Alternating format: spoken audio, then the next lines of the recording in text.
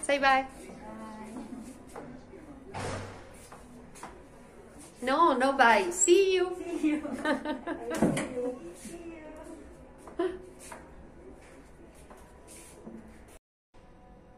Hi guys.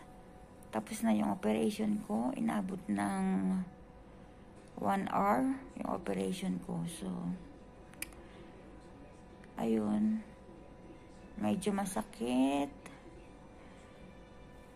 Ay, naka. Ang hirap. Ang hirap maoperahan.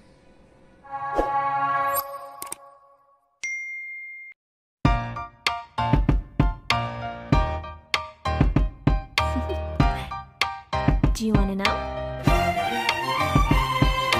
Well, I've been thinking about you. And I think I have to listen. Because the sun is up, it's a beautiful day. My beginning will be as bright as the sun.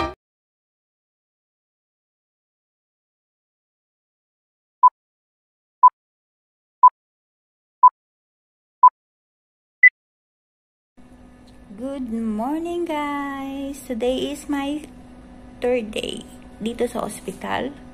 At kaninang madaling araw, sumakit yung tiyan ko. Tapos,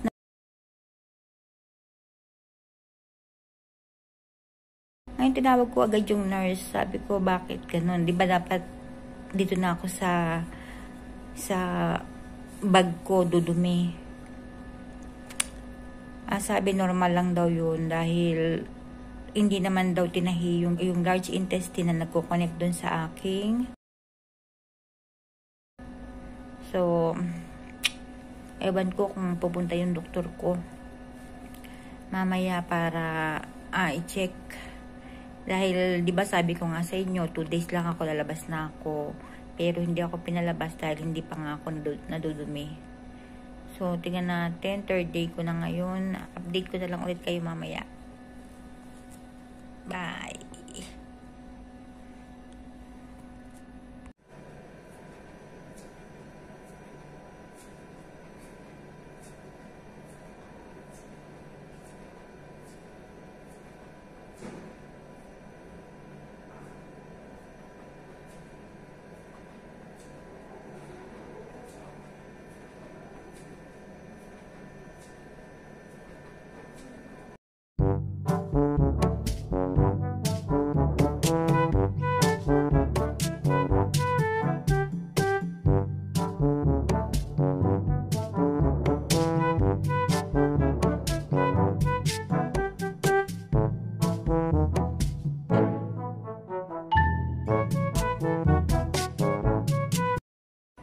Hello guys, 3rd day po natin today at ito yung ating breakfast.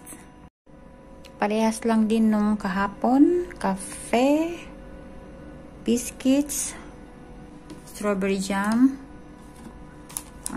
like this cafinado, galletas, marmelada. Yan po yung breakfast natin. Kain tayo. Lunch tayo. Magda-lunch na naman tayo.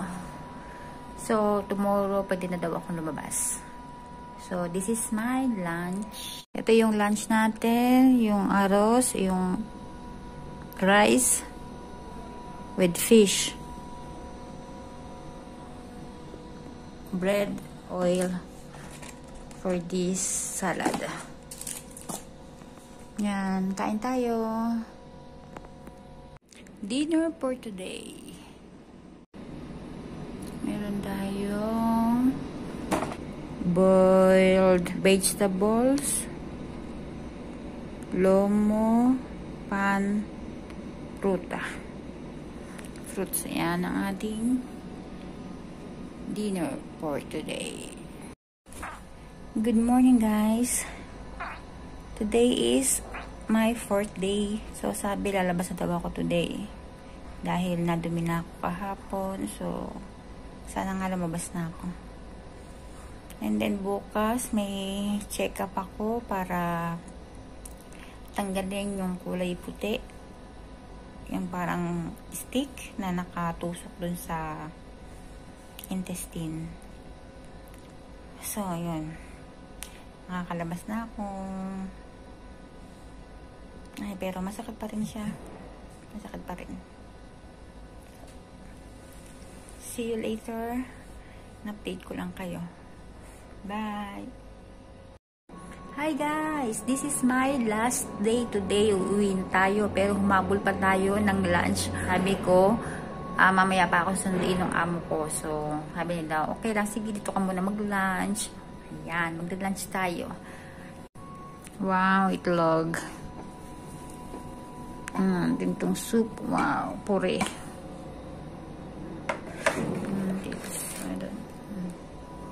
Tinapay at prutas.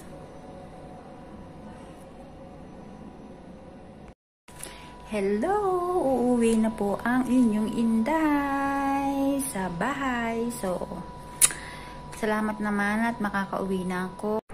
So guys, nakauwi na ako sa bahay.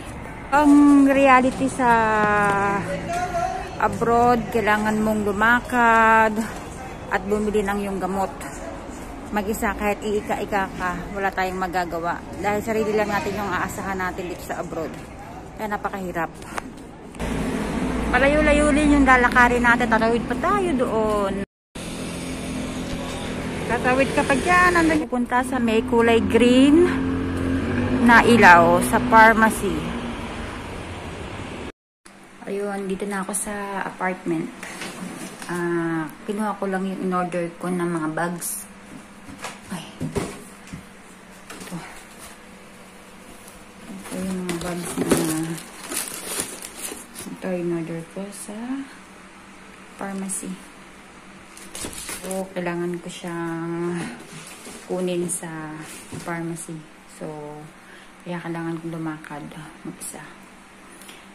So, ang hirap talaga pag wala kang pamilya dito sa Spain. Talagang kailangan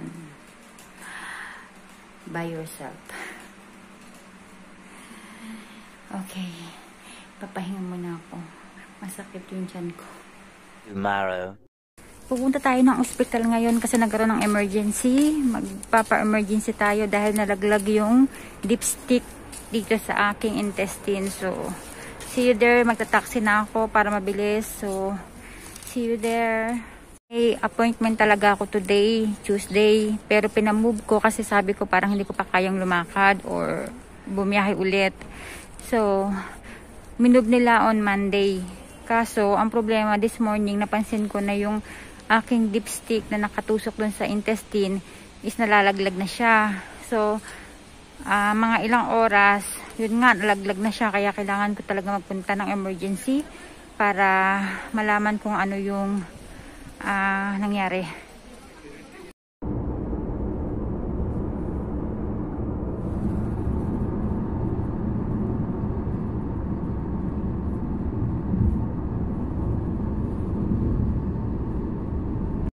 So, dito na ako sa apartment.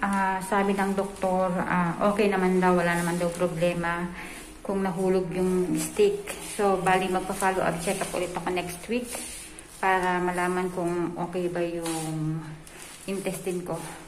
So, yun lang guys. At dito na ako sa apartment at see you na lang next time. Good morning guys! Pupunta tayo ngayon sa ospital para tanggalin yung aking sinulid. Kaya tayo magka-taxi kasi ang mahal ng taxi. So, may metro na tayo today. So, see you later. Dito na tayo sa ospital. Nag-toilet lang ako ng very light. Nag-CR lang ako. So, hintay ko na lang yung turn ko para tawagin yung number ko. So, hindi ko alam kung mabibideo ko yun sa loob, pero siguro hindi. So, see you na lang later sa bahay. Bye! Nakarating na tayo dito sa apartment at ito na. Hi guys! Nandito na ulit tayo sa bahay. Dito ko na i-end yung aking vlog.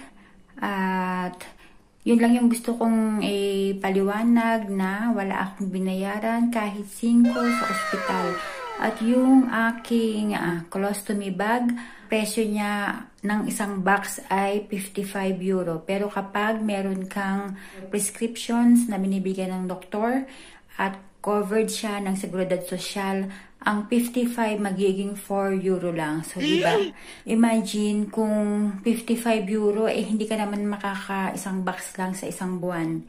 So, need mo is mga 3 boxes. So, gagastos ka ng mga 175 euro. So, yun yung magagastos mo kung wala kang prescription ng doktor at hindi siya covered ng Seguridad Social. Nung SSS, ang laking kaluwagan sa atin kung halimbawang magkasakit tayo at hindi natin kaya yung pagpapagamot, lalo na sa Pilipinas na kay mahal-mahal. Magpa-check up ka lang is uubos ka na ng libo. So dito, mga OFW na gusto pumunta dito, alam na this. So, yun lang ang sasabi ko kasi talagang pakaluwag sa bulsa kung ikaw ay magkakasakit. Kasi yung mga may cancer dito, nagda-dialysis, na chemotherapy, is libre lahat yun. So, wala ka nang isipin. At kung magkakasakit ka at hindi ka makakapagtrabaho, sustentado ka pa ng SSS dito. O, diba? Saan ka pa? Arat na. Sige, dito ko talaga i-end ang aking vlog. Salamat. Maraming salamat sa panonood nyo. At yun ang journey ng aking operation number 1. So, meron pa kayong aabangan na operation number 2 at operation number 3. So, sa mga katanong, wala po akong kahit ano sa aking intestine o sa aking colon. Wala po. Ipapaliwanag ko po sa inyo sa susunod na vlog kung bakit ako na-operahan sa colostomy. Malalaman nyo yan dahil iyon ay sa aking panganganak sa aking bunso. Imagine 16 years ako nagtiis. Pero ito na siya. This is it, pansit. Sige na. Bye-bye. Adios.